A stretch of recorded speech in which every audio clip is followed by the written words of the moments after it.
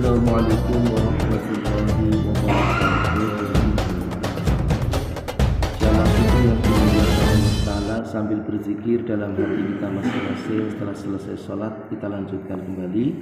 Mari dengarkan bersama-sama pembacaan hadis dalam kitab Fadilatul Quran, bab tentang keutamaan Al-Quran. Hadis yang berikutnya, A'udzu billahi minasyaitonir rajim. An Abi Hurairah radhiyallahu anhu qala Rasulullah sallallahu alaihi wasallam, man istama'a ila ayatin min kitabillahi kutibat lahu hasanatun mudha'afah wa man talaha kanat lahu nuran yaumal qiyamah. Rawahu Ahmad. Dari Abu Hurairah radhiyallahu anhu berkata, Rasulullah sallallahu alaihi wasallam bersabda, barang siapa mendengarkan satu ayat dari kitab Allah, yaitu Al-Quran, akan ditulis baginya satu kebaikan yang digandakan. Dan barang siapa membacanya, maka baginya nur pada hari kiamat. Hadis riwayat Ahmad. Keterangan hadisnya sebagai berikut. Para muhaddisin mempermasalahkan sanad hadis di atas, tetapi dari segi isinya banyak didukung oleh riwayat-riwayat lainnya yang menyatakan bahwa mendengar tilawatil Quran pahalanya sangat besar. Bahkan ada yang menyebutkan bahwa mendengarkannya lebih baik daripada membacanya. Ibnu Mas'ud radhiyallahu anhu berkata, suatu saat ketika Rasulullah SAW duduk di atas mimbar, beliau bersabda, bacalah Al-Quran untukku. Aku berkata, ya Rasulullah, bukankah Al-Quran diturunkan kepadamu?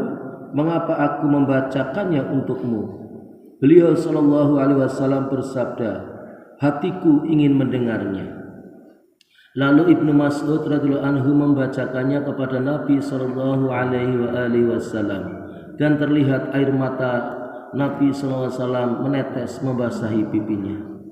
Suatu ketika Salim radhiyallahu anhu, seorang hamba sahayanya Huzaifah radhiyallahu anhu, membaca Al-Quran, dan Nabi SAW berdiri di sampingnya mendengarkan bacaannya.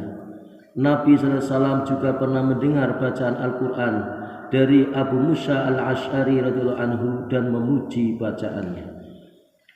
Demikianlah apa yang kita dengarkan dari sebuah hadis pentingnya kita senantiasa membaca dan mendengarkan ayat Al-Quran.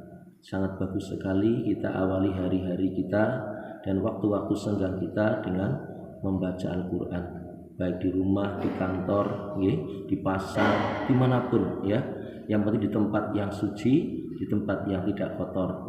Maka kita baca Quran adalah sangat mulia dan dimuliakan Allah Ta'ala.